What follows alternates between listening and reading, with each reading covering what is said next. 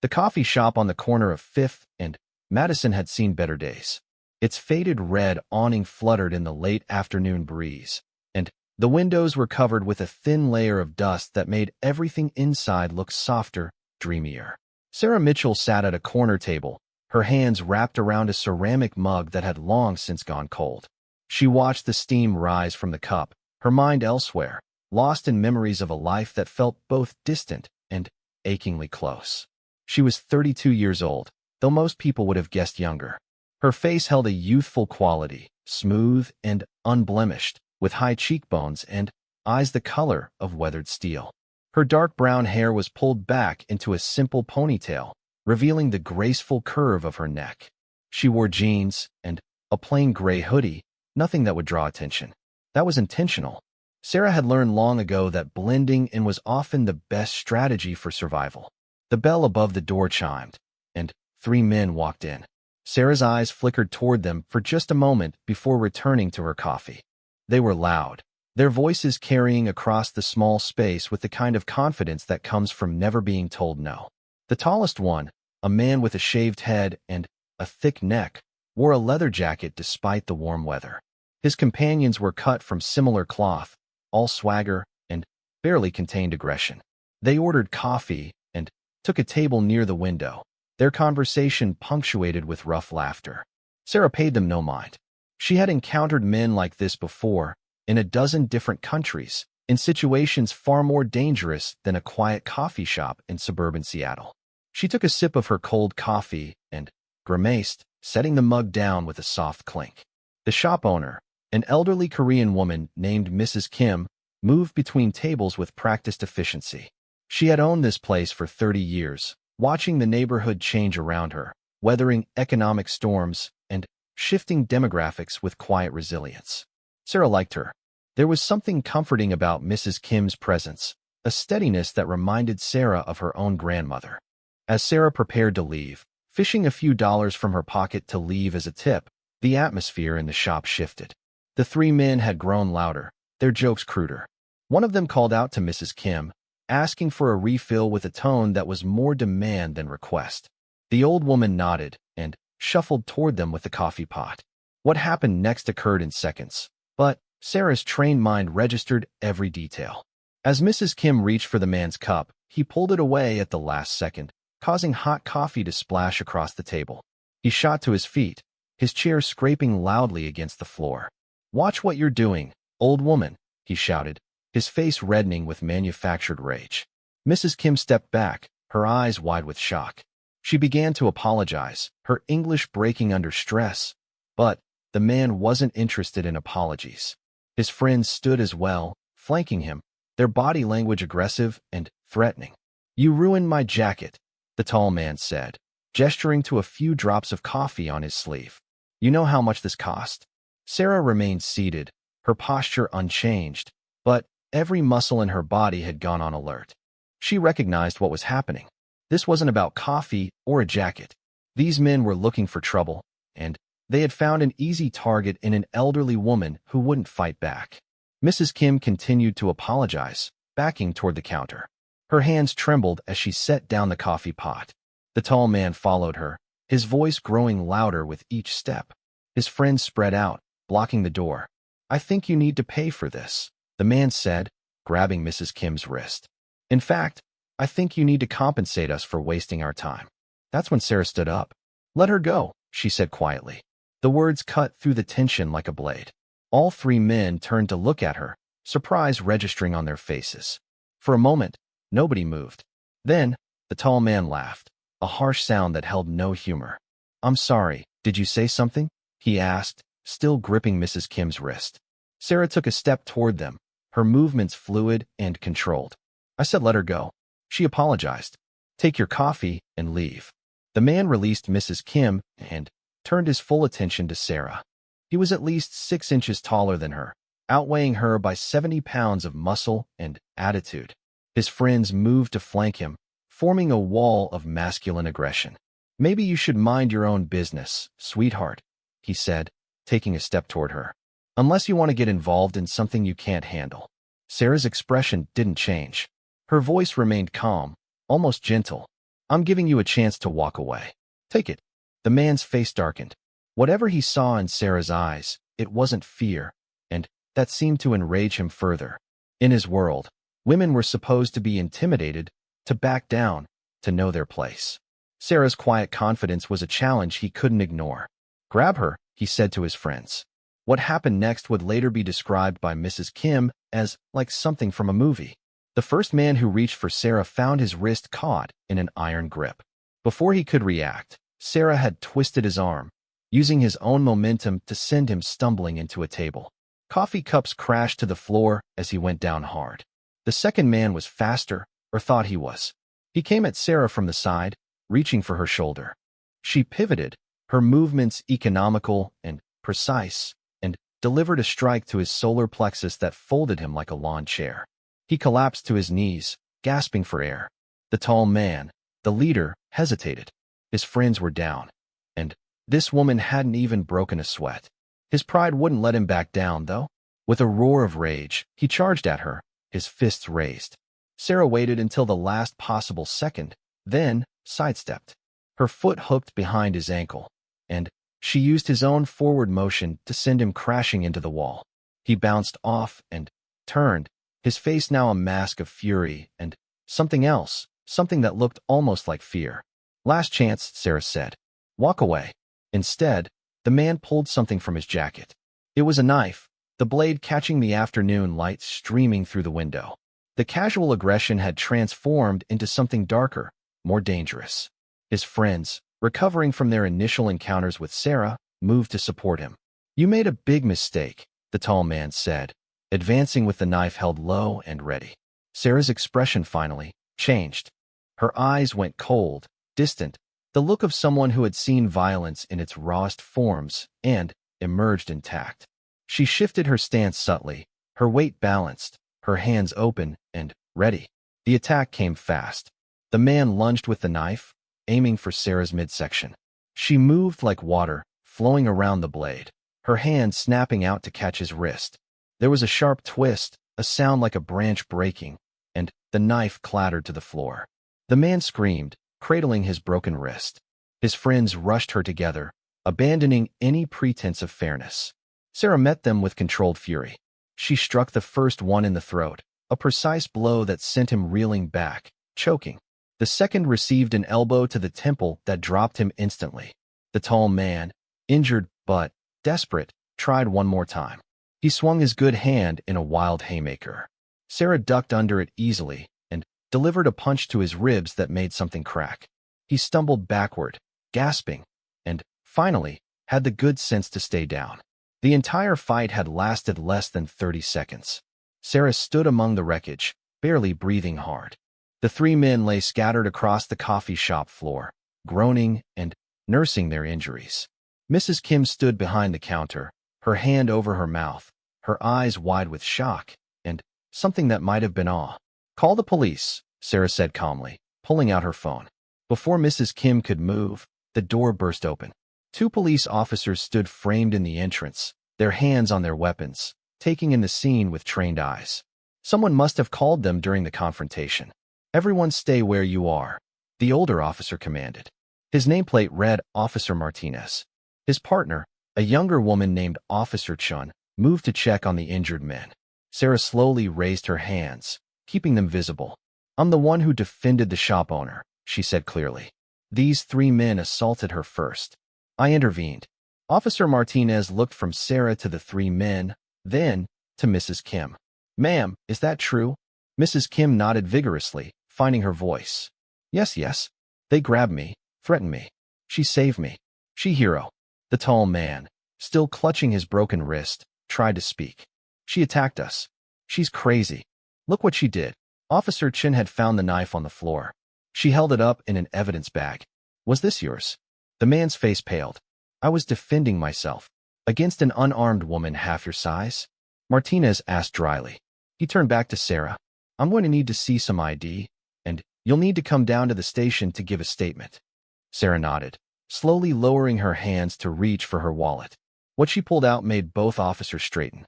It wasn't a standard driver's license. It was a military ID, and beneath her name and photo was a designation that made Martinez's eyebrows rise. Your Navy? He asked. Sarah met his gaze steadily. I was. Special Operations. The words hung in the air. Officer Chen looked at the three men on the floor with new understanding. These idiots had picked a fight with someone trained in the most elite combat operations in the world. They might as well have picked a fight with a tiger. Martinez cleared his throat. Right. Well, we'll still need that statement. But I think it's pretty clear what happened here. He turned to his partner. Chun, read these three their rights. Assault, disturbing the peace, and possession of a concealed weapon. As Officer Chun moved to handcuff the groaning men, Martinez turned back to Sarah. You showed considerable restraint, he said quietly. With your training, you could have done a lot more damage. Sarah's expression remained neutral. I did exactly what was necessary to stop the threat. Nothing more. Still, Martinez continued, we're grateful people like you are out there. Though I have to ask, what brings a Navy SEAL to a coffee shop in Seattle? Sarah glanced at Mrs. Kim, who was beginning to clean up the mess. Just wanted a cup of coffee, she said simply. It wasn't the whole truth, of course. The whole truth was far more complicated, involving years of service in places whose names were classified, missions that would never be publicly acknowledged, and sacrifices that had cost Sarah parts of herself she would never get back. She had left the Navy 6 months ago, medically retired after an injury in Afghanistan that had nearly killed her. The physical wounds had healed, but the transition to civilian life had been harder than any mission she had ever undertaken. She had moved to Seattle on a whim, drawn by its proximity to the water and its reputation for accepting those who wanted to disappear into anonymity. She had found this coffee shop during one of her long walks through the city, and Mrs. Kim's kind presence had become a small anchor in her adrift existence.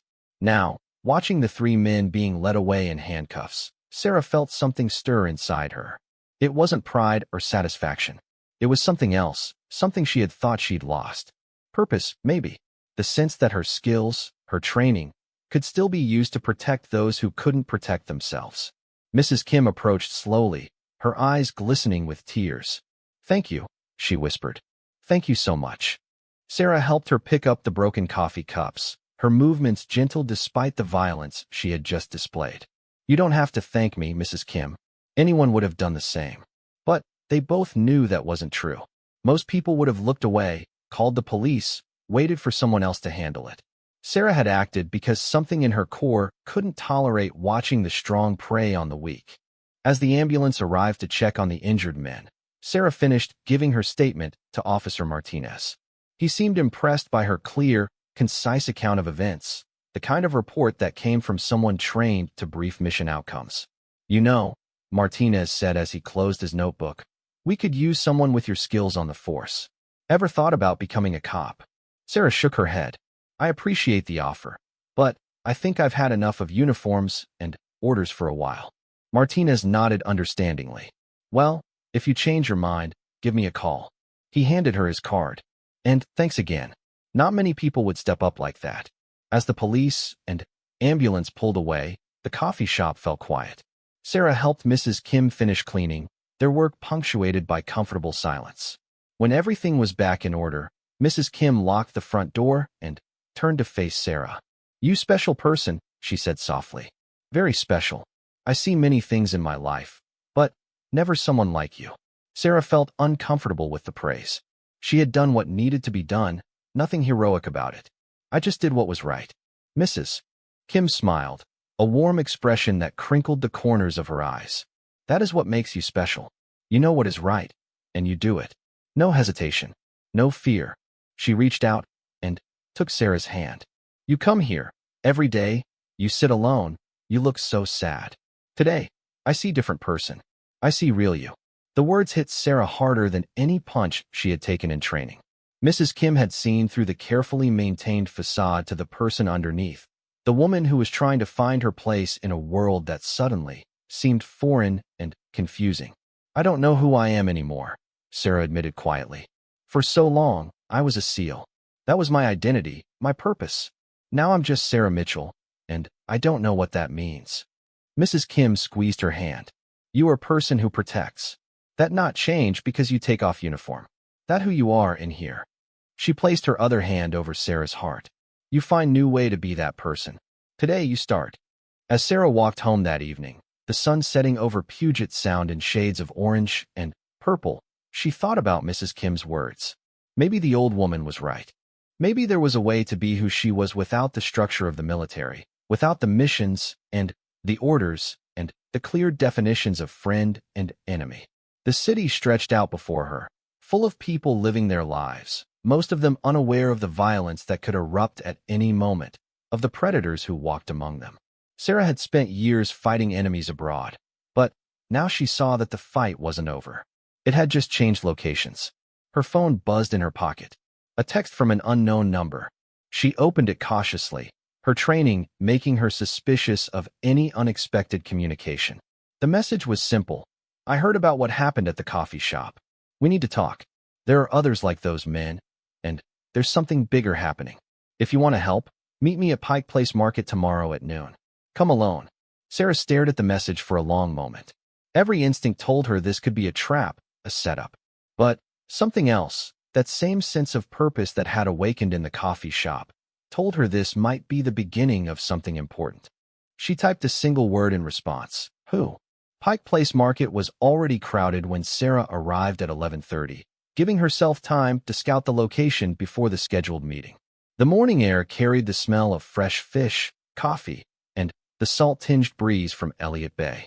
Tourists mixed with locals, creating a flowing river of humanity that wound between the vendor stalls and shops. Sarah wore dark jeans, boots, and a lightweight jacket that concealed the compact handgun she had carried since leaving the Navy. Old habits died hard, and the text message had set off enough alarm bells that she wasn't about to walk into an unknown situation unarmed. She moved through the crowd with practiced ease, her eyes constantly scanning for threats, for anything out of place. The famous fish-throwing vendors were already in full performance mode, hurling salmon through the air to delighted tourists. Sarah positioned herself near a coffee stand with a clear view of the main arcade, her back to the wall. From here, she could watch the entrances and exits, monitor the crowd, and maintain multiple escape routes. At noon exactly, a woman approached. She was in her mid-40s, with short blonde hair and the kind of bearing that suggested military or law enforcement background. She wore business casual attire that wouldn't stand out in the market, but her eyes held the same alertness Sarah recognized in herself. Sarah Mitchell? The woman asked quietly. Sarah nodded once. And you are? Detective Lisa Reynolds, Seattle PD. She pulled out her badge discreetly, just enough for Sarah to verify it. Can we walk and talk? They moved away from the main crowd, heading toward the quieter section of the market near the craft stalls. Reynolds walked with purpose, but not urgency, her voice low enough that only Sarah could hear. I've been investigating a series of assaults and extortion cases in the city, Reynolds began. Small businesses, mostly immigrant-owned, being targeted by organized crews. The coffee shop incident yesterday fits the pattern perfectly. Sarah listened, her mind already processing the information. The 3 men I encountered were part of something larger? More than you know. The one you put down, Marcus Drake, he's muscle for a guy named Viktor Kozlov. Russian mob connections, but operating independently here in Seattle. They've been running a protection racket, targeting vulnerable business owners who won't go to the police. Why not shut them down? Sarah asked, though she suspected she already knew the answer. Reynolds' jaw tightened. Politics, lack of evidence, witnesses too scared to testify. Kozlov is smart. He keeps himself insulated, uses disposable assets like Drake to do the dirty work. We've arrested his guys before, but they either don't talk or we can't make the charges stick. They paused near a flower stall, the bright colors providing a stark contrast to their dark conversation. Sarah studied Reynolds carefully. You didn't track me down just to brief me on local crime statistics. What do you want? You put 3 of Kozlov's men in the hospital with broken bones and shattered egos. Word travels fast in that world. Kozlov now knows there's someone in his territory who isn't afraid of him, who can take down his enforcers without breaking a sweat. And that's a problem for me, Sarah said flatly. It could be. But it could also be an opportunity. Reynolds pulled out her phone, showing Sarah a series of photos. Business owners with black eyes, broken windows, frightened families. These people need help. The system is failing them. You showed yesterday that you're willing to step up. Sarah felt a flash of anger. I'm not a vigilante. I helped Mrs. Kim because she was in immediate danger. That doesn't mean I'm signing up to be your unofficial enforcer. That's not what I'm asking. Reynolds put her phone away. I'm asking if you'd be willing to consult on some cases. Your military background, your combat experience, it could help us understand Kozlov's operation better. Maybe find a way to bring him down legally. I'm retired, Sarah said firmly. I came to Seattle to get away from all of that. Reynolds nodded slowly. I understand. But ask yourself this. Can you really walk away? You've been trained to protect people. Yesterday proved you still have that instinct. What happens the next time you see someone being victimized? Are you going to look the other way? The question hung between them, unanswered. Sarah knew Reynolds was right. The coffee shop incident had awakened something in her, a sense of purpose she thought she had lost. But the idea of getting drawn into a new conflict, even one on domestic soil, triggered all her concerns about her ability to function outside the military structure. I need to think about it, Sarah said finally. Fair enough. Reynolds handed her a card. That's my direct line. Call me when you decide. She started to walk away, then paused. One more thing. Be careful. Kozlov doesn't take challenges lightly. The fact that you humiliated his men means you're on his radar now. He'll want to send a message. After Reynolds left, Sarah spent another hour at the market, thinking. She bought coffee from a Turkish vendor who thanked her with such genuine warmth it reminded her of Mrs. Kim. She watched families enjoy their Saturday, children laughing and couples holding hands, all of them oblivious to the predators moving among them. Her phone buzzed. Another unknown number. This time, the message was more direct. You made a mistake yesterday. No one touches Kozlov's people and walks away. Stay out of our business, or you'll regret it. Sarah stared at the message, her jaw clenched. This was exactly what Reynolds had warned about. She could ignore it, try to go back to her quiet life. Or she could acknowledge that quiet life had been a fiction anyway, a temporary pause in who she really was. She was still considering her options when she noticed a man watching her from across the market. He was trying to be subtle, but Sarah had been tracking surveillance teams since her first deployment. He was big, Eastern European features, expensive but understated clothing. Not one of the men from the coffee shop, but cut from the same cloth. Sarah turned and walked deeper into the market, using the crowd for cover. She checked discreetly. The man was following. She made a series of turns, confirming he was definitely tailing her and that he wasn't alone. She spotted at least two others, working in coordination. They were trying to herd her toward the less crowded areas, a classic tactic. Sarah let them think it was working, allowing herself to be guided toward the market's lower levels where the mechanical rooms and storage areas were located. When she pushed through a door marked Employees Only, two of them followed. The space was dimly lit, filled with crates and equipment. Sarah moved quickly, positioning herself behind a stack of boxes. When the first man came around the corner, she was ready.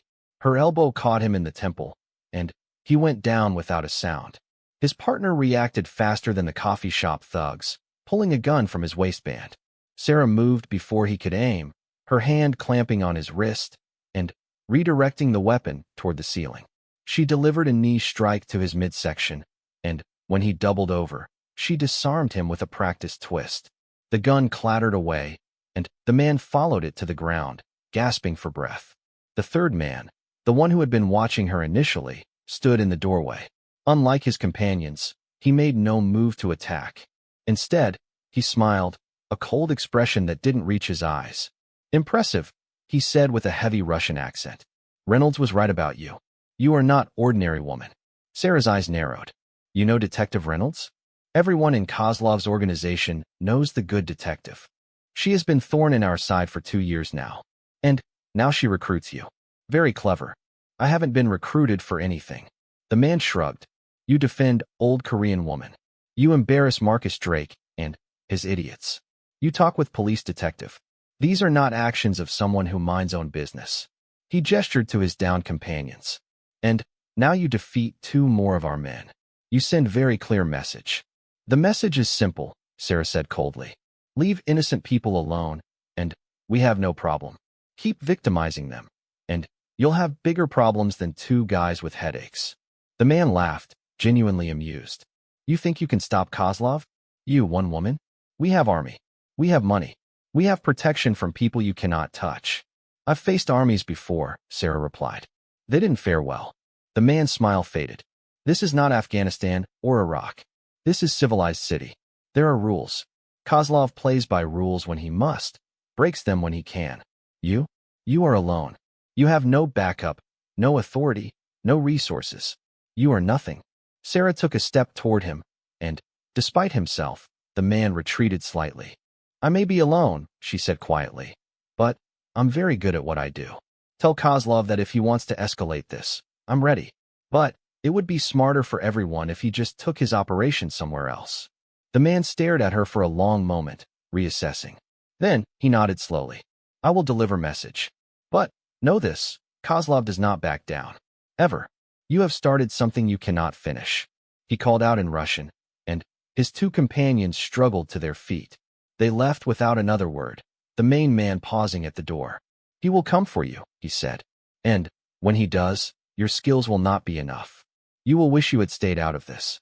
After they left, Sarah stood alone in the storage room, her heart rate already returning to normal despite the confrontation.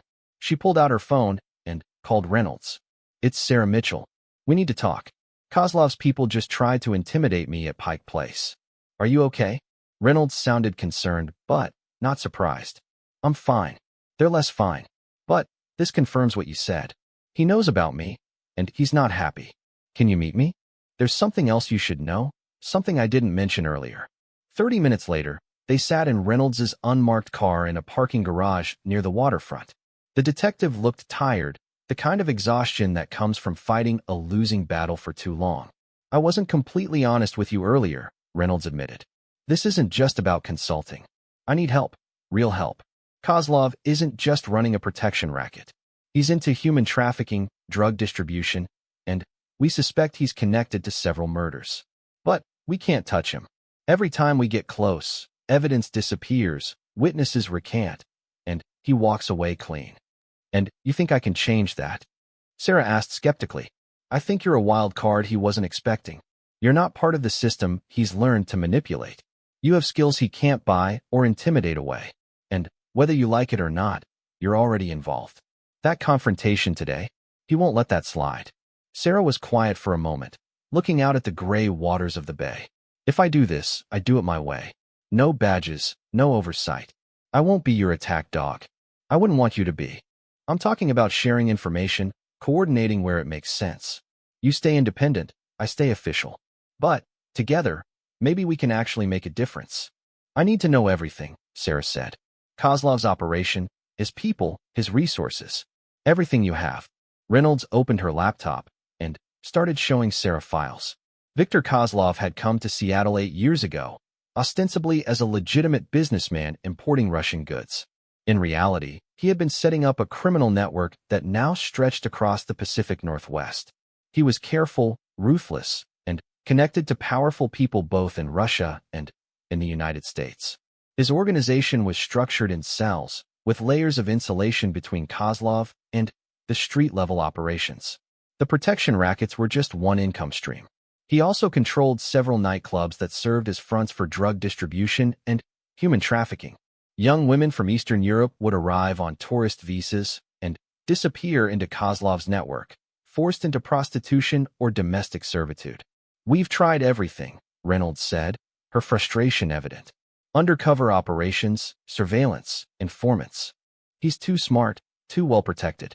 And he has someone on the inside, someone who tips him off whenever we get close. You have a leak in the department? I'm sure of it, though I can't prove who. It's why I'm coming to you directly, why I'm working off the books. This has to stay between us. Sarah studied the files, her military mind analyzing the information like a tactical brief. Kozlov's operation had vulnerabilities despite his precautions.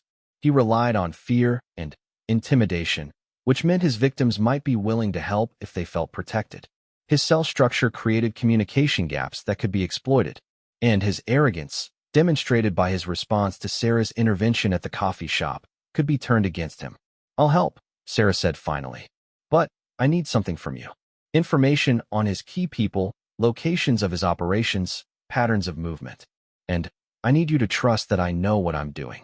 What are you planning? To do what the military trained me for. Reconnaissance, intelligence gathering, targeted operations against high-value targets. Kozlov thinks he's untouchable because he operates in the shadows. I'm going to show him that shadows cut both ways. Over the next 2 weeks, Sarah became a ghost in Seattle's underworld. She used her SEAL training to conduct surveillance on Kozlov's operations, tracking his people, identifying his properties, and mapping his network. She broke into his offices after hours, photographing documents and copying computer files. She followed his couriers and identified his supply chains. Reynolds provided official intelligence and ran interference when needed, ensuring that Sarah's activities didn't show up on police radar. Together, they built a comprehensive picture of Kozlov's empire. Sarah also reached out to the victims, starting with Mrs. Kim. The coffee shop owner connected her with other business owners who had been targeted. Sarah met with them in secret, always careful to protect their identities. She heard their stories, documented the abuse, and promised them that things would change. One evening, Sarah was conducting surveillance on one of Kozlov's nightclubs when she noticed something disturbing. A van pulled up to a service entrance, and several young women were hurried inside. They looked exhausted and frightened, their eyes hollow with despair. This wasn't a nightclub delivery. This was human trafficking in action. Sarah immediately called Reynolds. I've got a situation at Club Pravda. Potential trafficking victims being moved inside. What can you do officially? Not enough without a warrant. And I can't get one fast enough. If those women disappear into the system, we might never find them. Then, I'm going in unofficially. Sarah, wait. But Sarah had already ended the call. She circled the building, identifying entrances and exits, security measures, and likely locations where the women might be held. The club wouldn't open for another 2 hours, which meant the building should be relatively empty. She entered through a bathroom window on the second floor, moving silently through the darkened hallways. The building was larger than it appeared from outside, with multiple levels and what felt like deliberate architectural confusion to disorient visitors. Sarah heard voices speaking Russian and followed them to a locked door. She picked the lock with tools she had carried since her military days and eased the door open. Beyond was a stairway leading down to what appeared to be a basement level not visible from the building's exterior. The basement was divided into small rooms, each locked from the outside. Sarah could hear crying from behind some of the doors. Her jaw clenched with anger, but she forced herself to remain calm and focused. Emotion was the enemy of effective action. She was about to start opening doors when she heard footsteps on the stairs. 2 guards were coming down, speaking casually in Russian. Sarah pressed herself against the wall, waiting. When they reached the bottom of the stairs, she moved.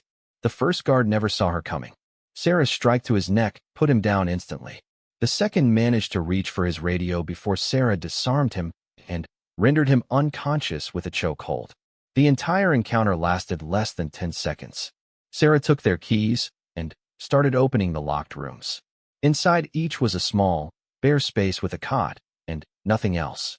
The women inside ranged in age from late teens to early 30s, all of them showing signs of abuse and neglect.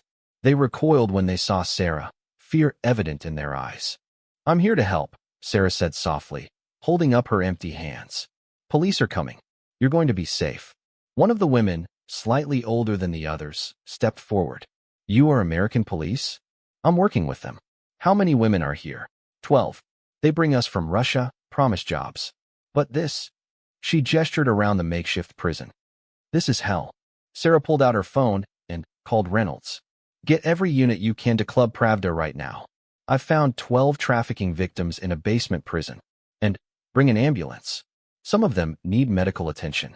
While they waited for the police, Sarah worked to calm the frightened women. She gave them water from her own bottle and promised them repeatedly that they would be protected. Some were too traumatized to speak, but others told fragmented stories of deception, kidnapping, and abuse. When police sirens filled the air outside, Sarah slipped away before Reynolds arrived.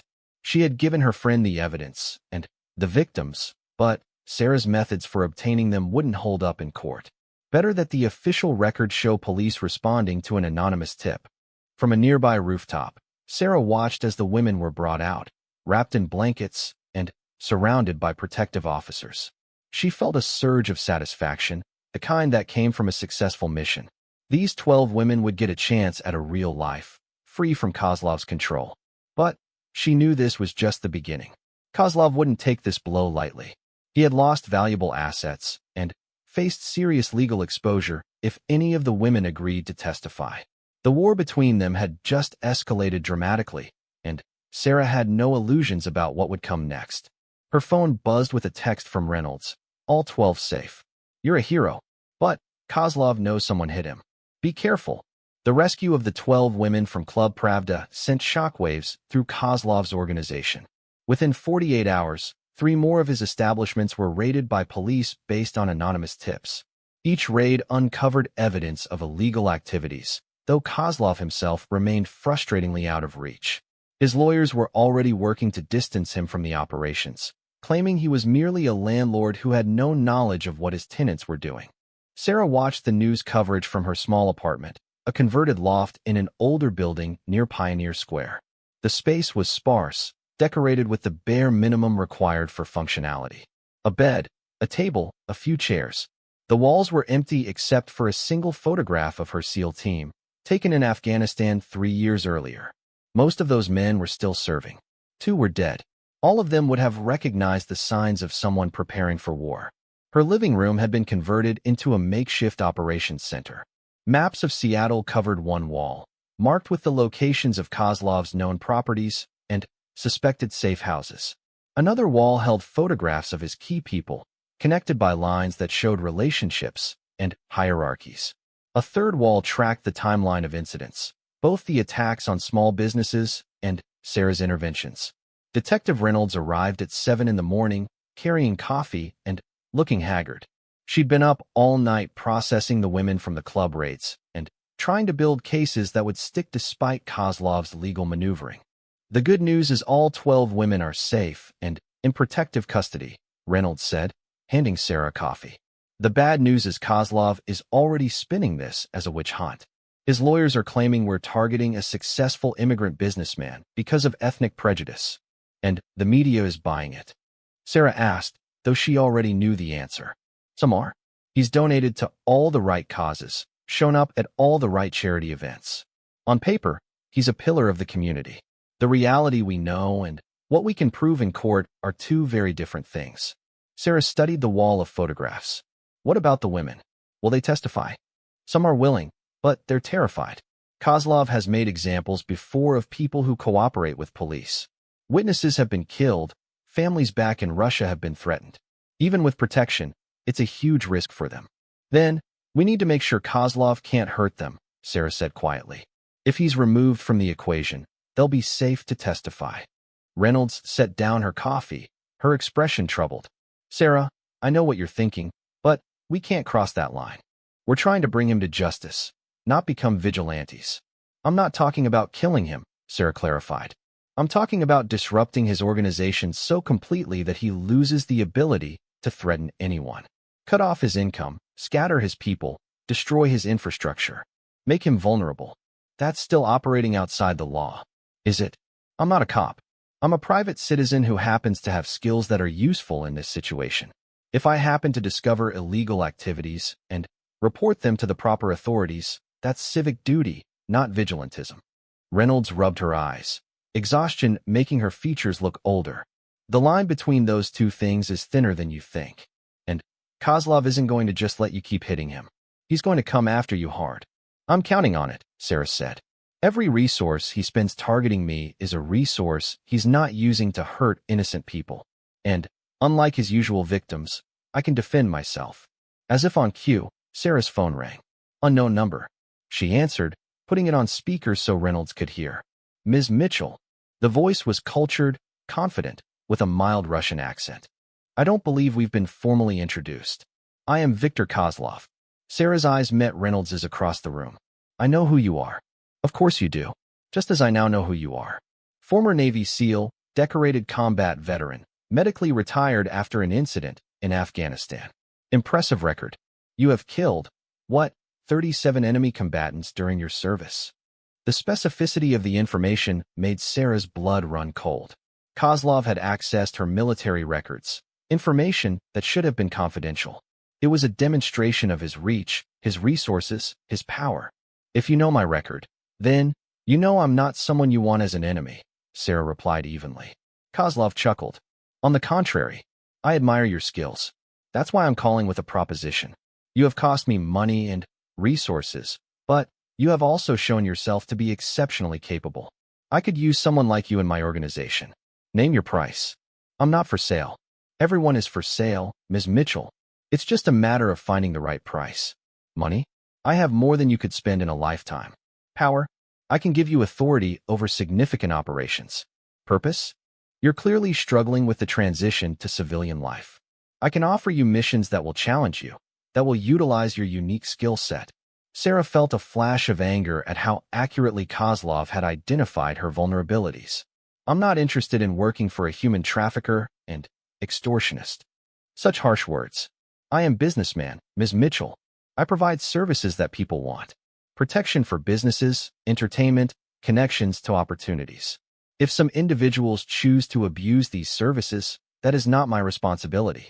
Tell that to the 12 women we pulled out of your basement. Kozlov's voice hardened. Those women made choices. They wanted to come to America, and I facilitated that. What happened after was due to their own poor decisions.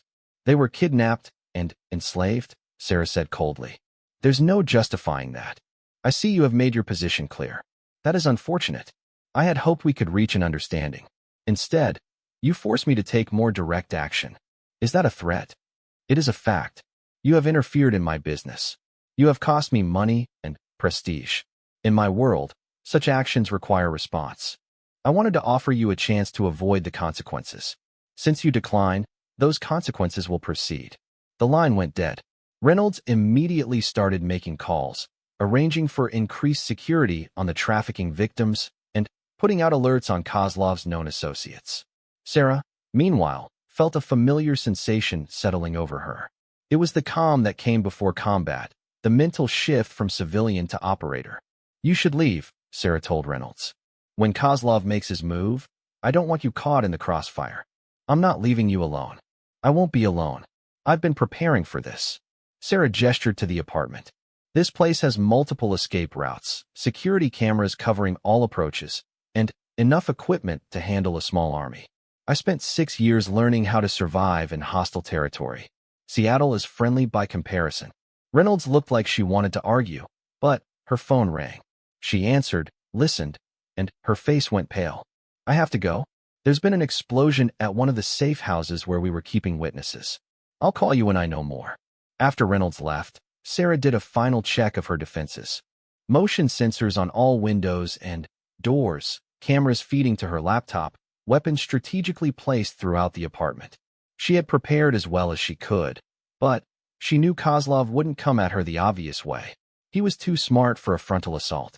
The attack came at 3 in the morning, but not in the way Sarah expected. She woke to the sound of breaking glass, but not from her apartment.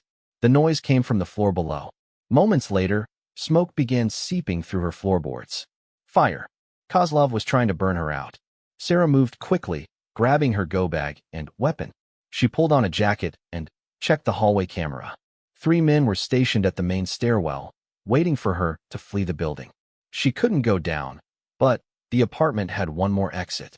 The building's roof access was through a maintenance door she had unlocked weeks ago during her initial security survey. Sarah climbed the internal ladder as smoke filled her apartment below. The night air was cool and clean when she emerged onto the roof, a sharp contrast to the smoke and chaos inside. She had seconds before Kozlov's men realized she hadn't come out the front. Sarah moved to the building's edge, looking for her planned escape route. The adjacent building was 8 feet away, close enough to jump if she had a running start, and didn't think too hard about the 4-story drop below. She backed up, took 3 running steps, and launched herself across the gap. For a moment, she was suspended in darkness, the street far below, the smoke from her burning building rising into the night sky. Then, her feet hit the opposite roof, and she rolled to absorb the impact. Behind her, she heard shouting. Kozlov's men had reached her roof, and spotted her. One of them raised a gun, but Sarah was already moving, using the rooftop's mechanical equipment for cover.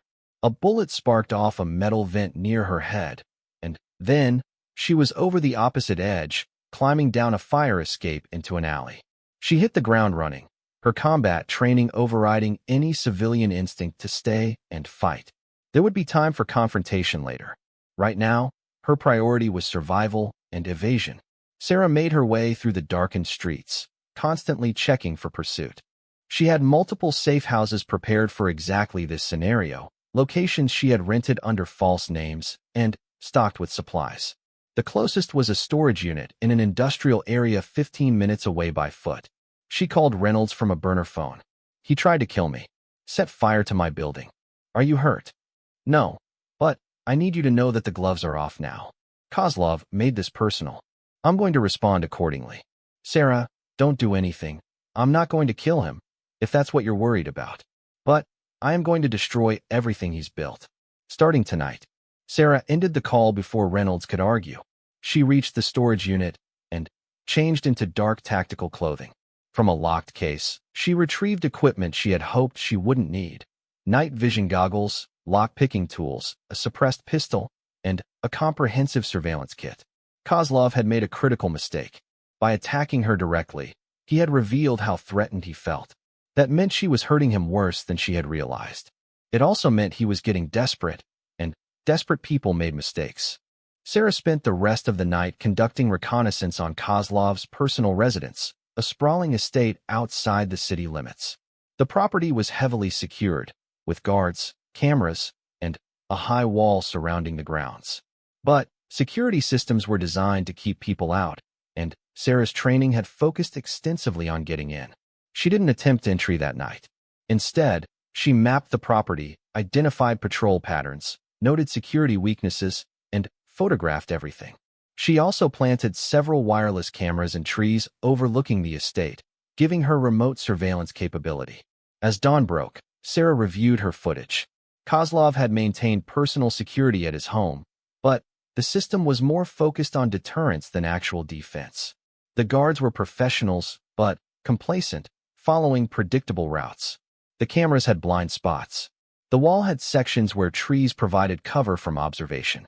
Most importantly, Kozlov himself was visible through his office window, working late into the night. He looked tired, stressed. The attacks on his organization were taking their toll. Sarah's phone rang. Reynolds, calling from her personal cell. The fire at your building is under control, but there are 3 casualties.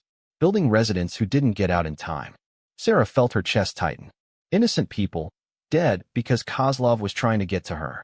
The guilt was immediate and crushing. I should have expected he'd do something like this. I should have evacuated the building.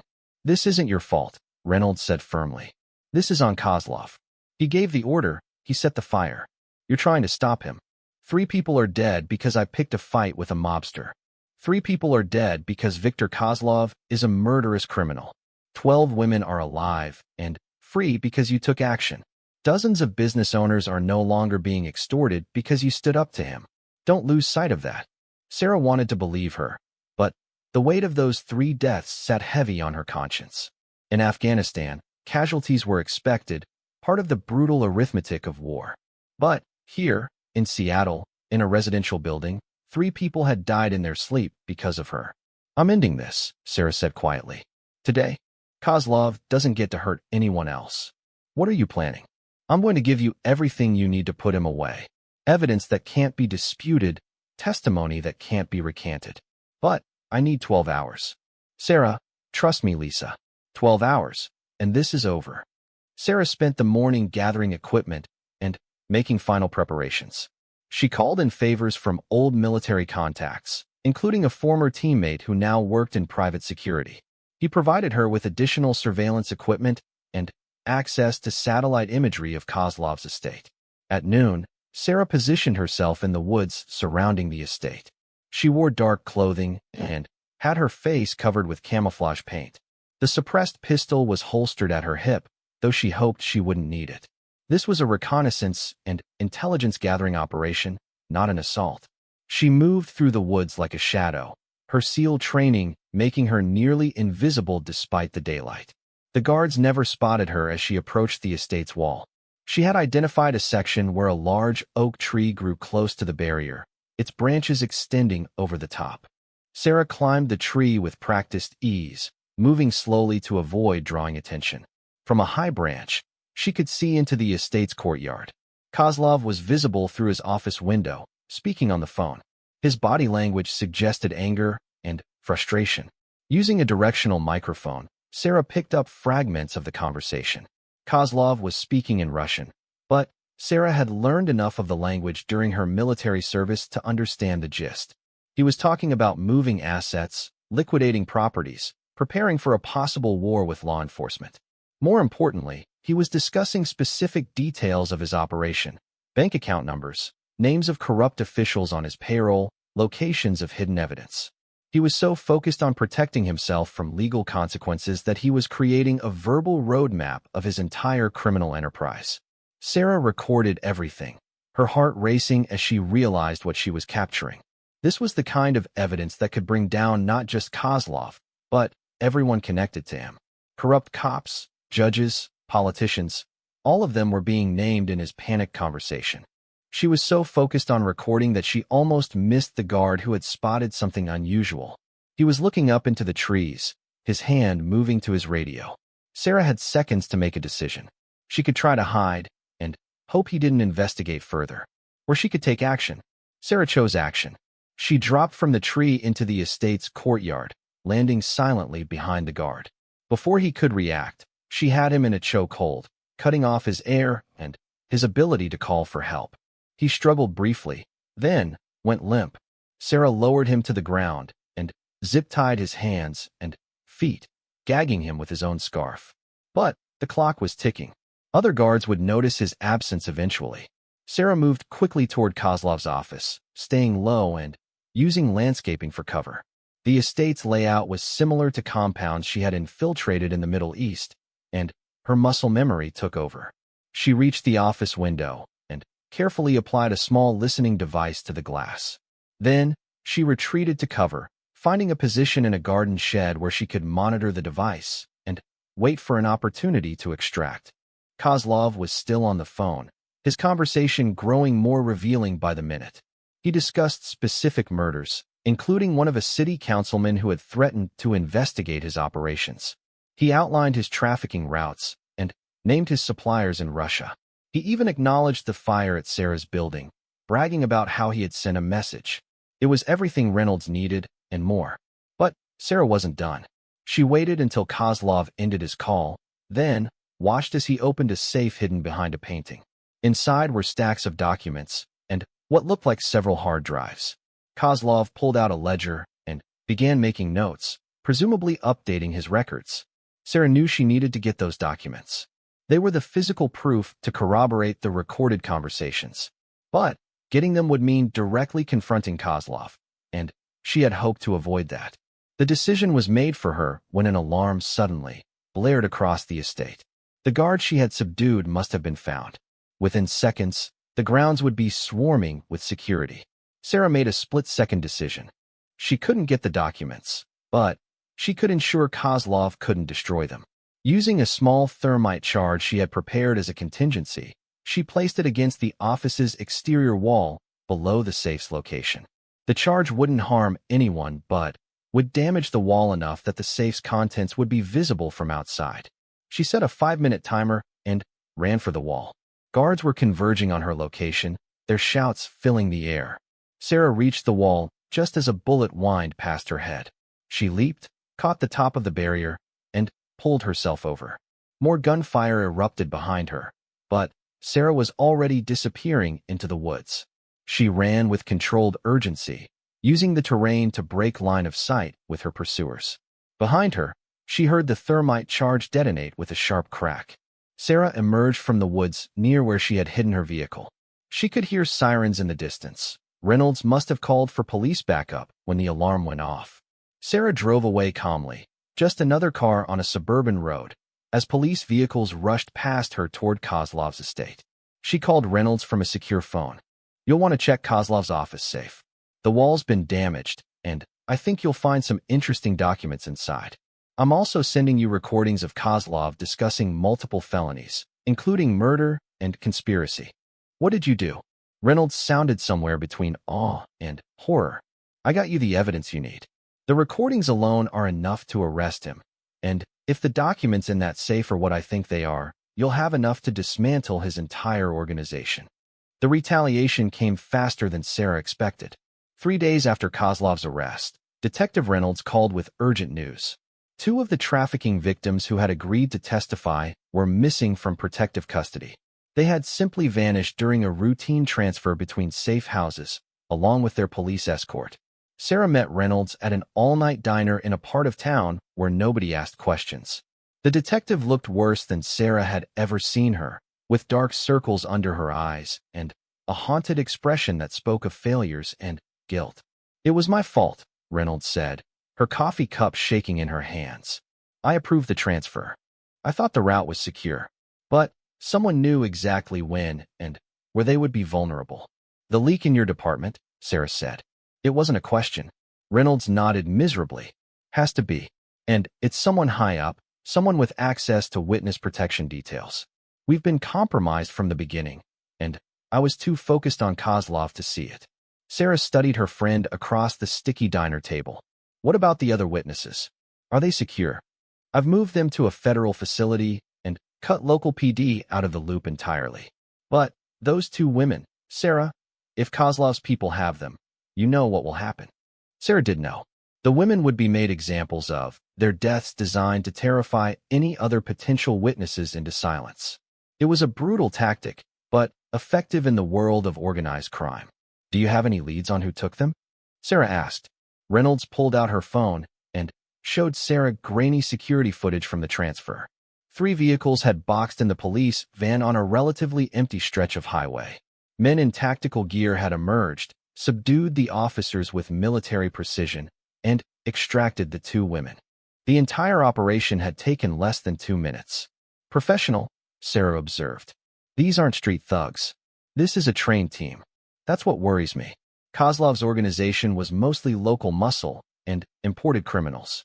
"This looks like something else entirely." Sarah enhanced the image on her phone, studying the tactical team's equipment and movements.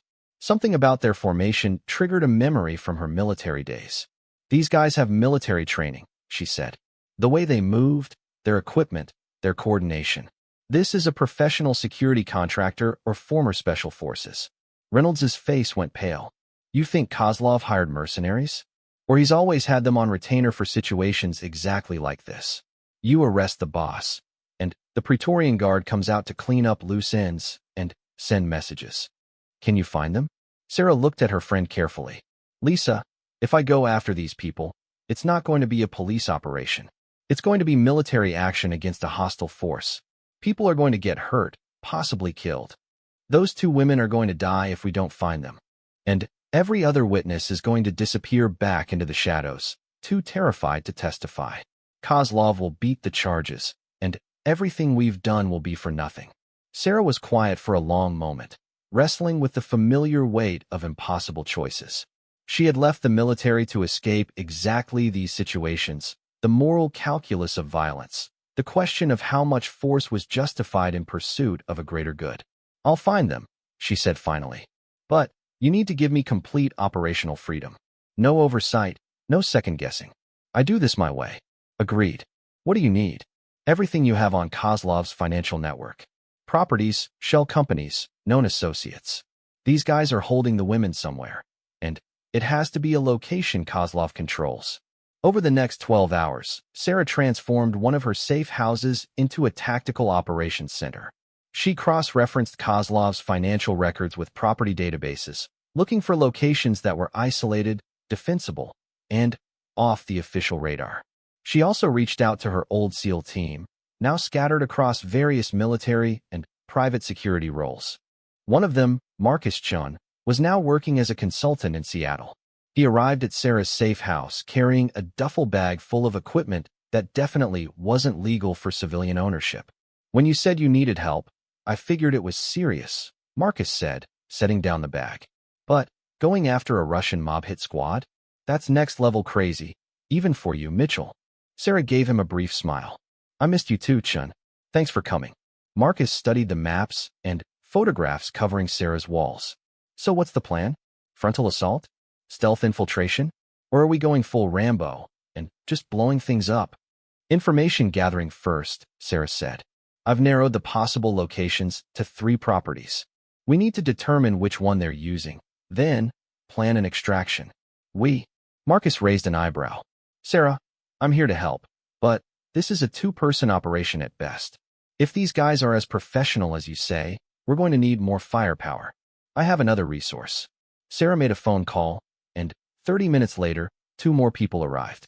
The first was Yuki Tanaka, a former Army Ranger who now worked in private security.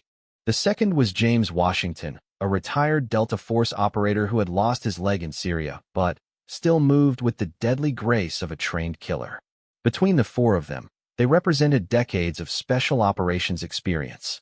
Okay, James said, lowering himself into a chair and detaching his prosthetic leg to massage the stump.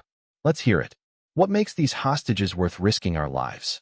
Sarah explained the situation, holding nothing back.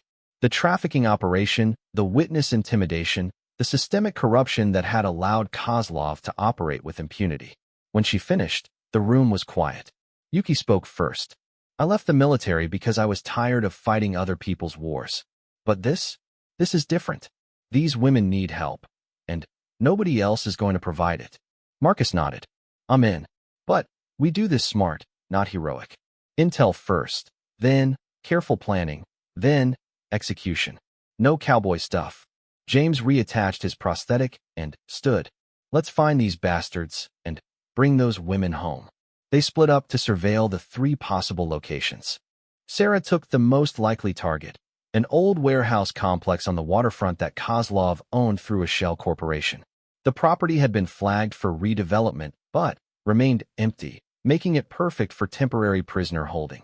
Sarah positioned herself on a nearby rooftop as night fell, using thermal imaging to scan the warehouse. At first, she saw nothing unusual. Then, around midnight, a vehicle arrived. 3 men emerged, carrying what looked like food containers. They entered the warehouse through a side door, staying inside for approximately 15 minutes before leaving. Sarah activated her comms. Possible contact at location Alpha. 3 armed men, food delivery pattern. Thermal shows multiple heat signatures inside the building, consistent with prisoners and guards. Marcus's voice came back through her earpiece. Location Bravo is dead. No activity, no heat signatures. Yuki reported similar findings at location Charlie. They were focusing in on the warehouse. Sarah spent the next 2 hours mapping the building's layout and guard rotations. She counted 6 guards total, working in shifts of 3. The thermal imaging showed 2 additional heat signatures in a secure room on the 2nd floor, likely the hostages. Okay, Sarah said over comms. Rally point at my location. We're going to need a coordinated assault. The team assembled on Sarah's rooftop, and she laid out the tactical situation using a tablet with architectural blueprints of the warehouse. The building had 3 entrances, limited windows, and a relatively open interior that would make stealth difficult. We need to assume these guys are trained professionals, Sarah said. No mistakes, no hesitation. We go in fast, neutralize the guards, secure the hostages, and extract before anyone can call for backup. James studied the blueprints. The 2nd floor is the problem. Only 1 stairway up, which creates a fatal funnel. If they have someone posted at the top, they can hold us off indefinitely. Not if we come in from above, Yuki suggested, pointing to the warehouse's skylight. Rappel down, secure the hostages first, then work our way down to neutralize the ground floor guards. Marcus shook his head. Too risky. We'd be exposed during the descent, and 1 guard with a radio could bring reinforcements before we finish. Sarah considered the options. We split the team. Yuki and I take the skylight and go for the hostages. Marcus and James enter from the ground floor and contain the guards. Timing has to be perfect. We all move simultaneously so the guards can't coordinate a response. They spent another hour refining the plan, identifying contingencies, and preparing equipment. Sarah felt the familiar pre-mission tension building. The combination of fear and focus that had sustained her through countless operations. But this time was different. This wasn't a military operation with command structure and backup. This was 4 veterans operating outside the law, risking everything for 2 people they had never met. At 3 in the morning, they moved into position. Sarah and Yuki approached the warehouse roof from adjacent buildings, using grappling hooks to quietly traverse the gap. Marcus and James positioned themselves at the ground-level entrance, weapons ready. Sarah's earpiece crackled. "Ground team in position," Marcus whispered. "Roof team ready," Sarah confirmed. She and Yuki had rigged a quick descent system through the skylight, allowing them to drop into the warehouse in seconds. "Execute on my mark," Sarah said. 3, 2, 1 mark. She and Yuki descended through the skylight simultaneously, their suppressed weapons tracking for threats as they rappelled down. They landed on the second-floor catwalk just as explosions of sound came from below. Marcus and James breaching the ground entrance. 2 guards on the second floor spun toward the commotion downstairs, giving Sarah and Yuki precious seconds. Sarah's first shots took down the nearest guard with non-lethal accuracy, hitting him in the shoulder and leg. He went down hard, his weapon clattering away. Yuki engaged the second guard, her movements fluid and precise. Sarah moved to the secured room and kicked open the door. Inside, the 2 missing witnesses huddled in a corner, their hands bound and eyes wide with terror. They screamed when they saw Sarah, but she quickly removed her mask. "I'm here to help," Sarah said urgently. "We're getting you out. Are you hurt?" The older woman, Maria, shook her head. "They said they would kill us." "They said, not tonight," Sarah interrupted, cutting their zip ties with a knife. "Stay behind me and do exactly what I say." Downstairs, the situation was deteriorating. Marcus's voice came through strained. "We've got a problem. More guards than expected. At least 5 on the ground floor. And they're calling for backup." Sarah made a quick decision. "Yuki, get the hostages to the roof extraction point. I'm going down to help Marcus and James." Yuki nodded and guided the 2 frightened women toward the catwalk. Sarah descended the stairs, her weapon up and ready. The warehouse floor was a chaos of gunfire and shouting. Marcus and James had taken cover behind shipping containers, pinned down by guards with superior positioning. Sarah flanked the guards, using the warehouse's maze of stored equipment for cover. She took down the first guard with a shot to his leg, then moved before his companions could locate her. The second guard she engaged hand-to-hand, disarming him and knocking him unconscious with a precise strike to the temple. The remaining guards, realizing they were being overwhelmed by a coordinated team, attempted to retreat. But James had circled behind them, cutting off their escape. Within minutes, all the guards were neutralized, either unconscious or too injured to fight. "Clear," Marcus called out. Sarah checked her watch. The entire operation had taken 4 minutes. "Extraction now. We've got maybe 10 minutes before reinforcements arrive." They exited through the ground entrance, where Yuki was waiting with the 2 witnesses in a van Marcus had prepared. The team piled in, and Marcus drove away at a normal speed, drawing no attention. Sarah called Reynolds from a burner phone. "Package secured. 2 witnesses are safe. You'll find 6 guards in the warehouse on Pier 47 who need medical attention and arrest. I suggest you move fast before their friends arrive." "Sarah, you actually did it. I can't believe it. And Lisa? We're even now. I'm done with this. Kozlov's finished, the witnesses are safe, and I'm going back to being a civilian."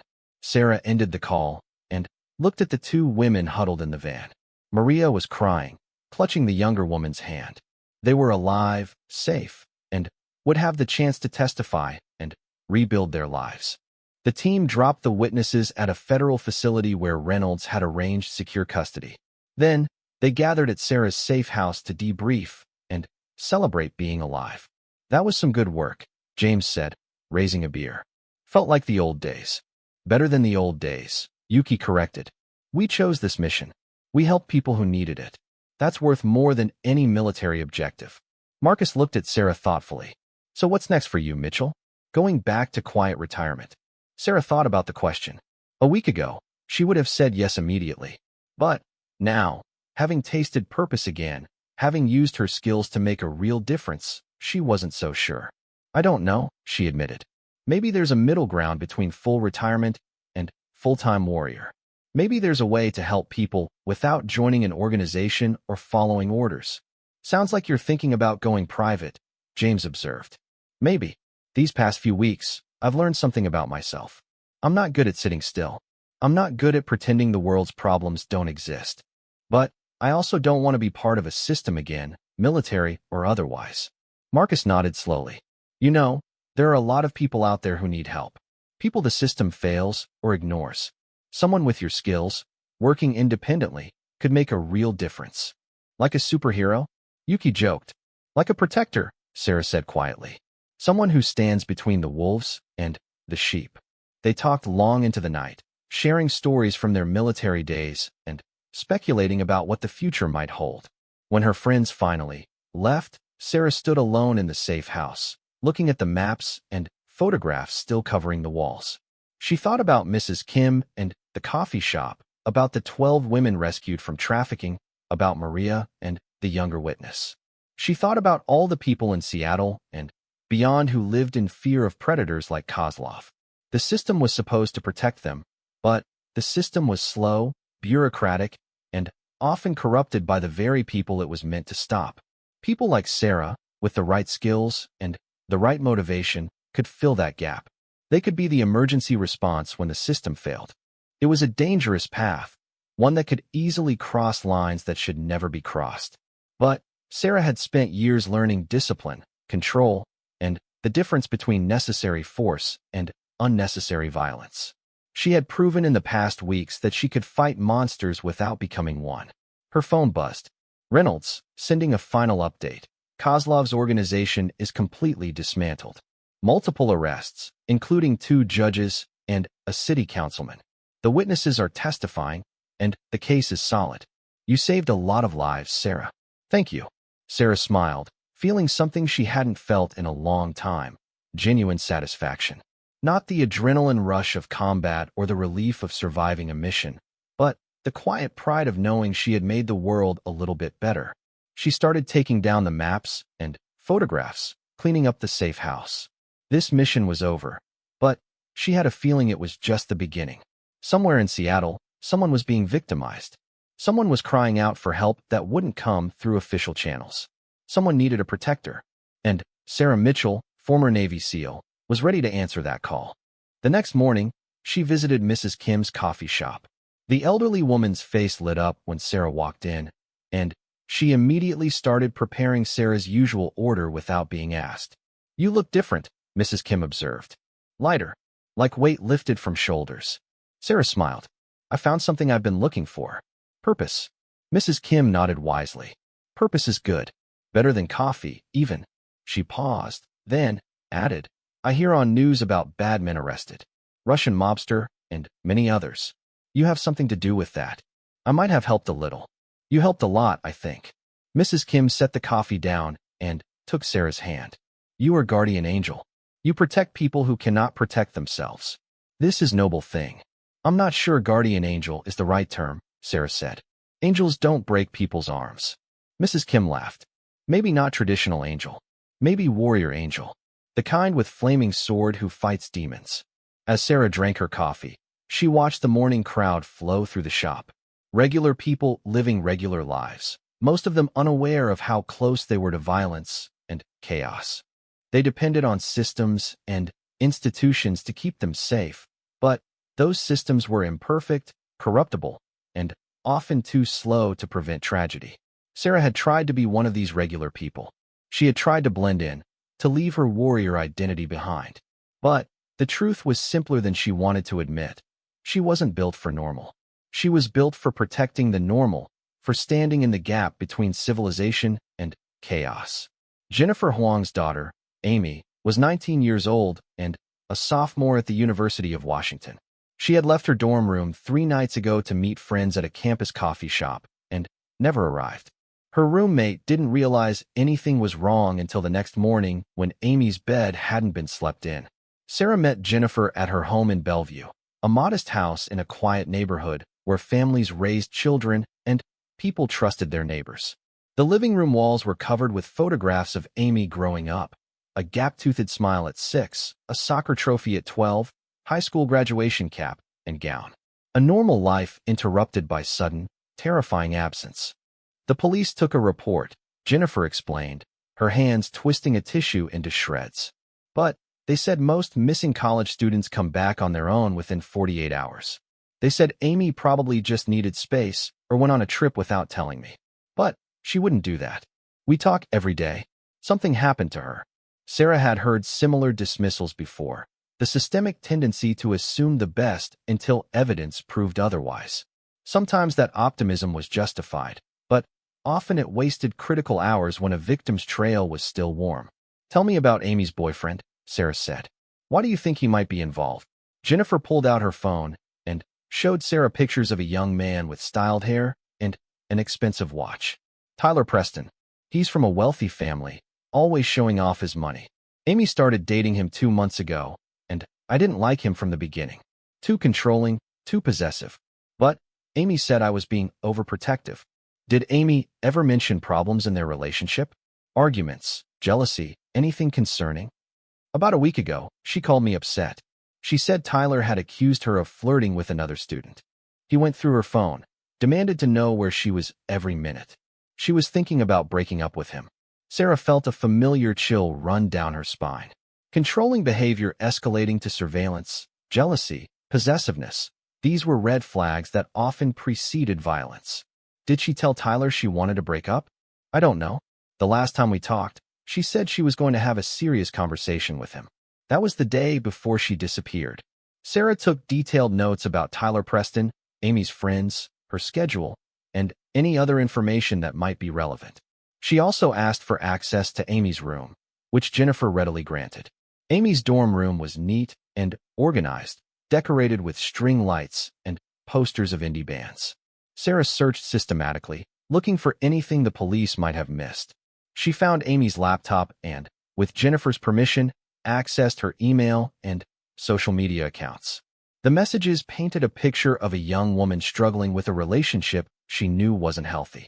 Amy's texts to friends showed increasing frustration with Tyler's behavior.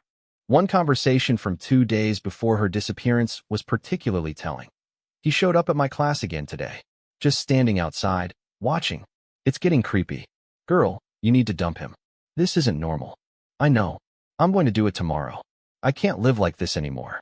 Sarah also found messages between Amy and Tyler. His tone was alternately pleading and aggressive, apologizing for his jealousy one moment and accusing her of betrayal the next. The last message from Tyler, sent the night Amy disappeared, simply read, "We need to talk. Meet me at the usual place." Sarah called Reynolds. "I need information on a Tyler Preston. Early 20s, wealthy family, attends UW. His girlfriend went missing 3 days ago, and I think he's involved." Sarah, you can't just involve yourself in every missing person case that comes along. Why not? I have the skills, I have the time, and I actually care whether Amy Huang lives or dies. Can you run the background check or not? Reynolds sighed. Give me an hour. Sarah used that hour to canvass the campus, showing Amy's photo to students and staff. Most hadn't seen her, but a barista at the campus coffee shop remembered seeing Amy that night. She was here around 8, the barista said.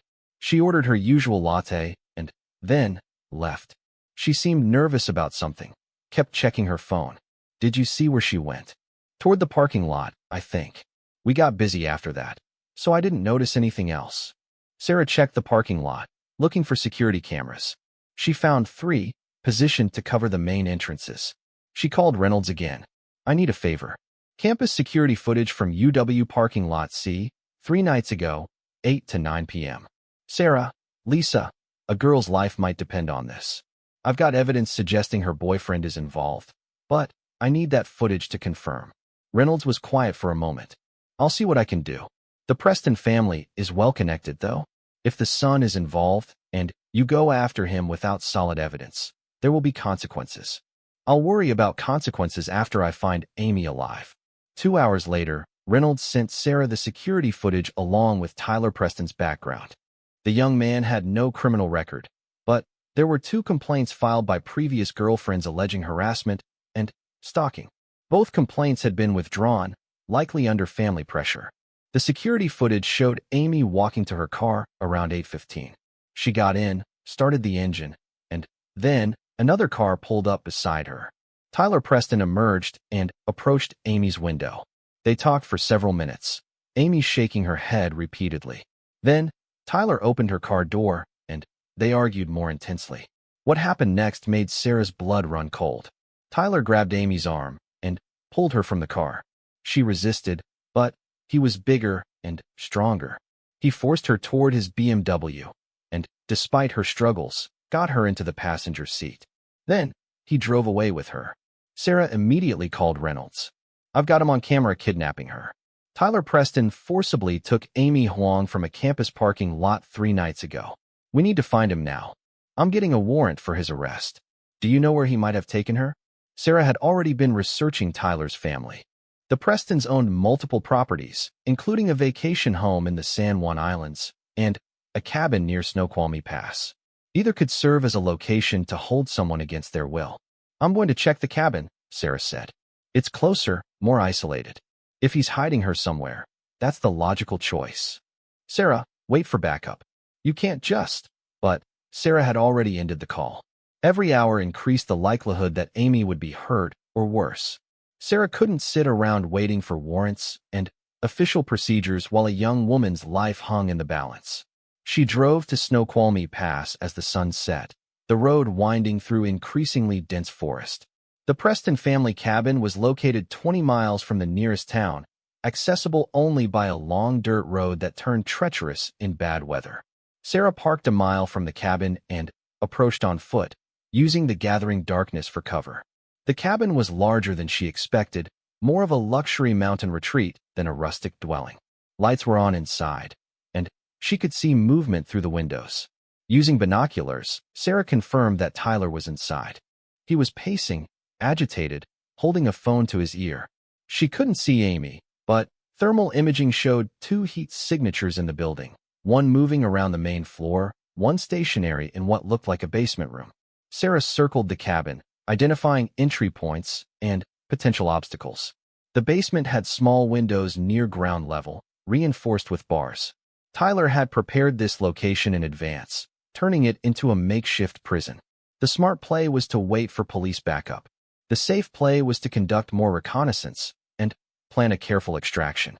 But Sarah thought about Jennifer Huang's desperate face, about those photos on the wall showing Amy growing up. Every minute she waited was another minute Amy spent in terror. Sarah approached the cabin from the rear, moving silently through the shadows. She picked the lock on the back door and entered into a mudroom filled with expensive ski equipment and outdoor gear. She could hear Tyler's voice from the next room, still on the phone. "I don't care what Dad says. She's not leaving me. I won't let her. She just needs time to understand that we belong together." Sarah moved through the cabin like a ghost, her SEAL training making her virtually soundless. She found the basement door and descended the wooden stairs, wincing at every creak. At the bottom was a finished basement converted into a guest room, with one significant modification, a heavy lock on the outside of the bedroom door.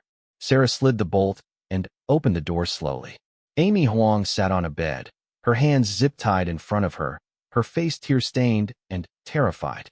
When she saw Sarah, her eyes went wide. Sarah put a finger to her lips and whispered, "I'm here to help. Your mother sent me. Stay quiet." She cut Amy's restraints and helped her to her feet. The girl was shaking, barely able to stand. Sarah supported her and guided her toward the stairs. They had almost reached the top when Tyler's voice called out, "Amy, are you awake? I brought you dinner." Sarah pushed Amy behind her and positioned herself at the top of the stairs. When Tyler appeared in the doorway, his expression changed from concern to confusion to anger in rapid succession. "Who the hell are you? Get out of my house." "I'm the person taking Amy home," Sarah said calmly. "You're going to step aside and let us leave, or this is going to get very unpleasant for you." Tyler's face reddened with rage. "You can't just break into my property and steal my girlfriend. I'll call the police." "Please do. I'm sure they'd be very interested in your kidnapping victim." "Kidnapping? Amy came here voluntarily. Tell her, Amy. Tell her you wanted to come here to work things out." Amy's voice was barely a whisper. You dragged me into your car. You locked me in your basement. I begged you to let me go. Tyler's expression twisted into something ugly. You're mine, Amy. You don't get to just leave me. I love you. That's not love, Sarah said. Love doesn't lock people in basements. Now move aside. Instead, Tyler lunged at Sarah, his hands reaching for her throat. It was a clumsy attack, fueled by rage rather than skill. Sarah sidestepped easily, grabbed his wrist, and used his momentum to send him crashing into the wall. He bounced off and came at her again, this time swinging wildly. Sarah had disabled Taliban fighters, Russian mercenaries, and Kozlov's trained enforcers. Tyler Preston, a spoiled rich kid throwing a tantrum, wasn't even a challenge. She blocked his punch, delivered a precise strike to his solar plexus, and dropped him to his knees. While he gasped for air, she zip-tied his hands behind his back. Amy, Sarah said gently, call your mother. Tell her you're safe. While Amy made the call with trembling hands, Sarah contacted Reynolds. I have Amy Huang. She's safe, but traumatized. Tyler Preston is secured. I'm at the family cabin near Snoqualmie Pass. Send units to arrest him for kidnapping and assault. Is Amy hurt? Sarah looked at the young woman, who was crying into the phone while her mother sobbed with relief on the other end. Physically, she seems okay.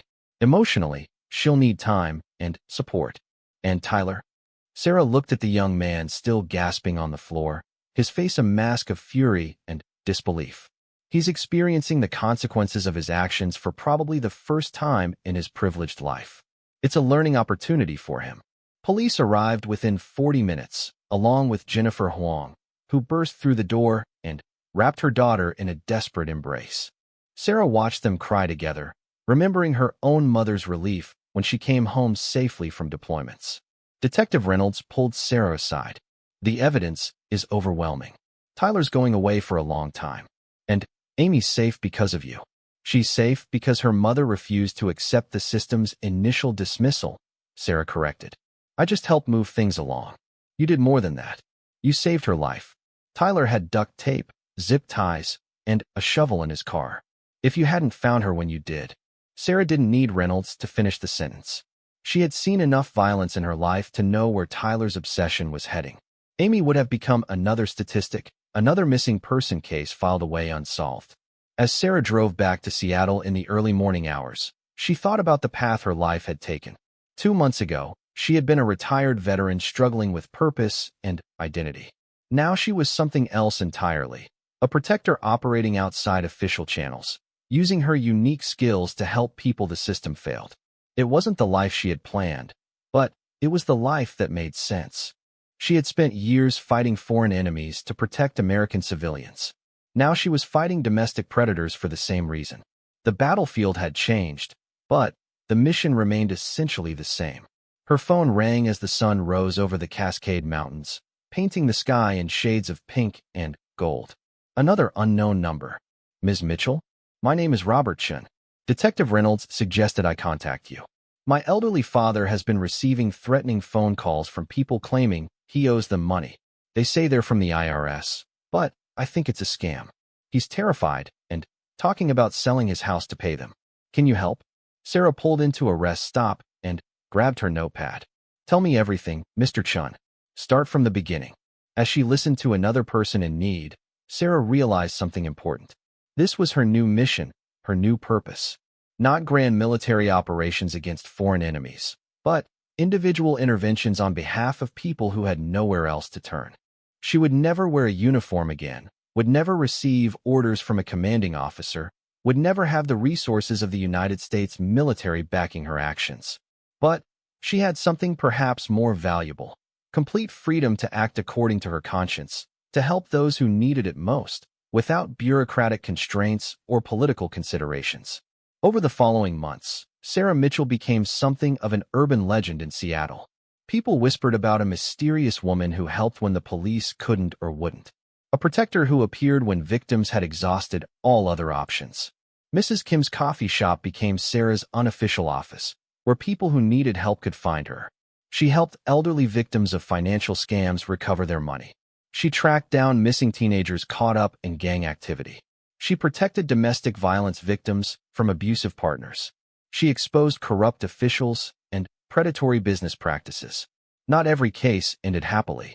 Sometimes Sarah arrived too late, or the problems were too entrenched to solve. She couldn't save everyone, couldn't fix every injustice. But she helped enough people that word spread through the city's vulnerable communities.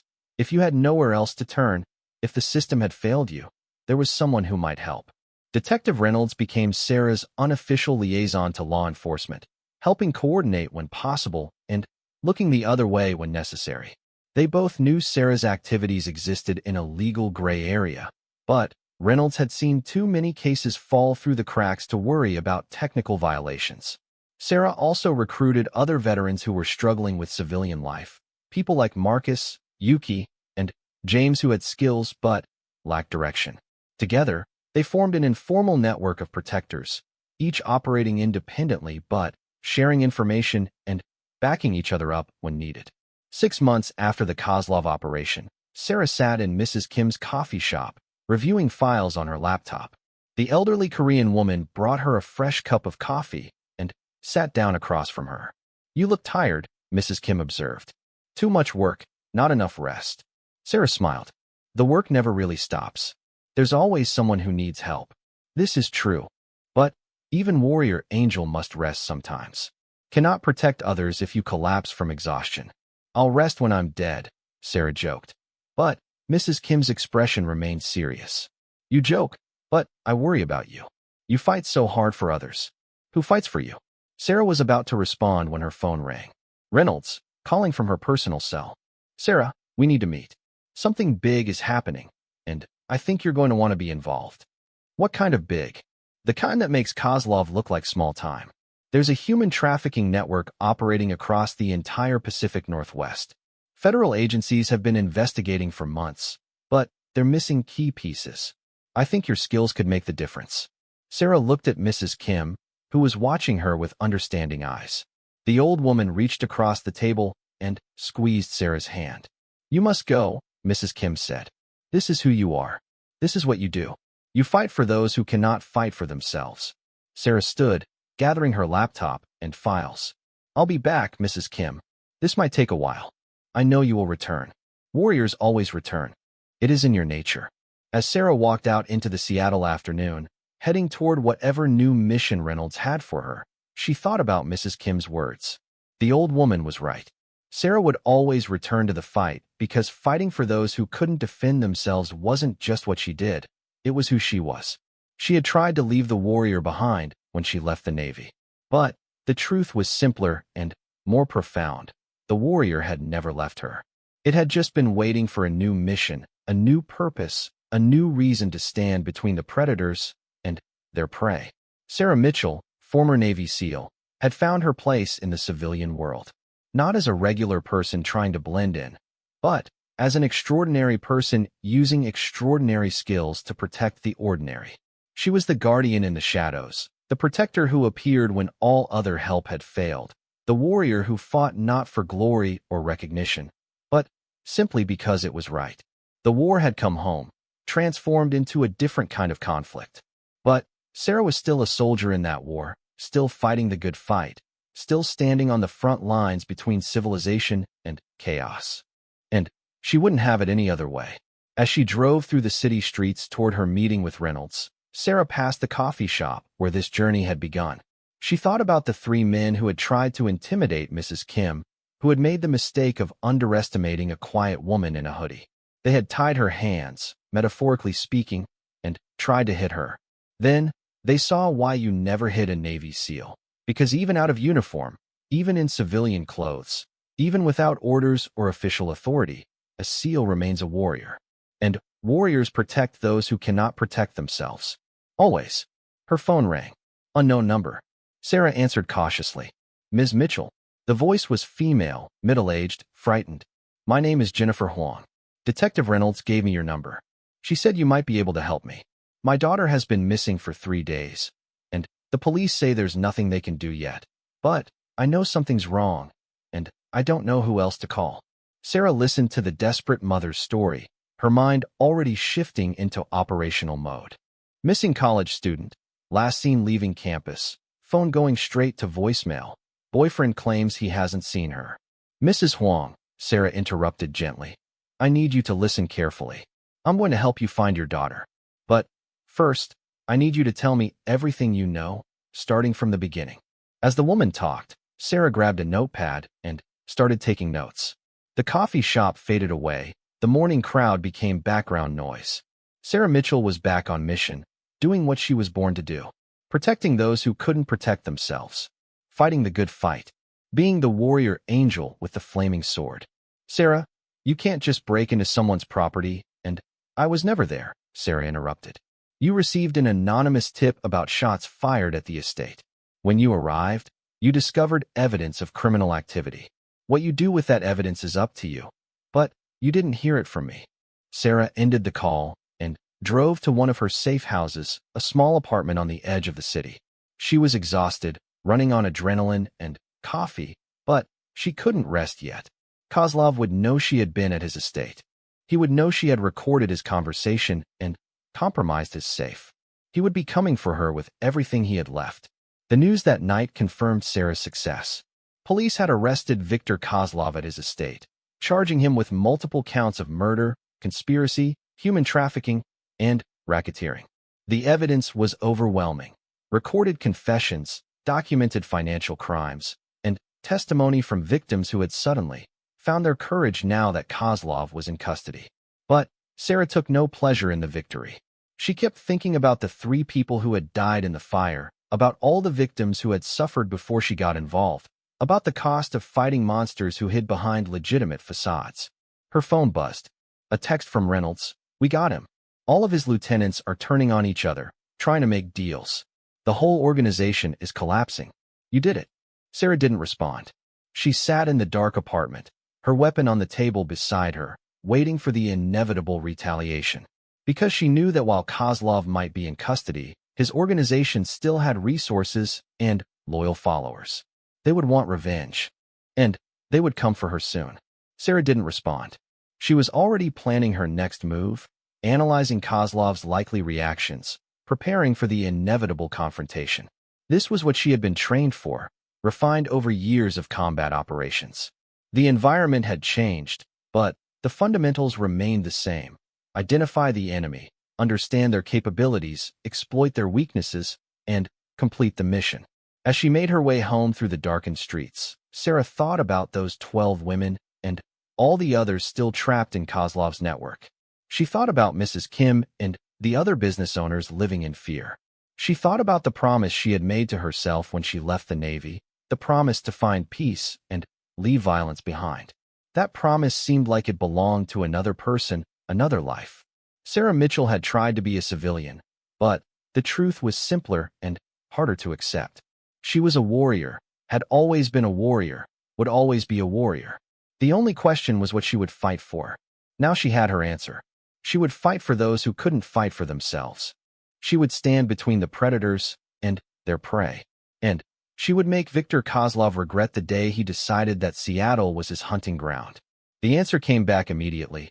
Someone who knows what you can do and why it matters. Tomorrow, noon. Don't be late. Sarah stood on the sidewalk as people flowed around her like water around a stone. The city hummed with life, oblivious to the undercurrents of violence and corruption that ran beneath its surface. She thought about the 3 men in the coffee shop, how easily they had targeted Mrs. Kim, how certain they had been that they could act with impunity. How many others like them were out there? How many victims suffered in silence because no one was willing or able to stand up for them? Sarah looked down at her phone one more time, then made her decision. She would go to Pike Place Market. She would meet this mysterious contact. And maybe, just maybe, she would find a new mission, a new purpose that could fill the void left by her departure from the Navy. As she walked home through the gathering dusk, Sarah Mitchell didn't know that this decision would change everything. She didn't know that the 3 men she had defeated were connected to something much larger, much more dangerous. She didn't know that her skills would soon be tested in ways that would make her military service seem simple by comparison. All she knew was that for the first time in 6 months, she felt alive again. The warrior inside her, the part that had been sleeping since she left the service, had awakened. And once awakened, that part of her would not be easily silenced. Tomorrow would bring answers. Tomorrow would bring new challenges. But tonight, Sarah Mitchell slept better than she had in months. Her dreams filled not with the ghosts of past missions, but with the possibilities of what lay ahead.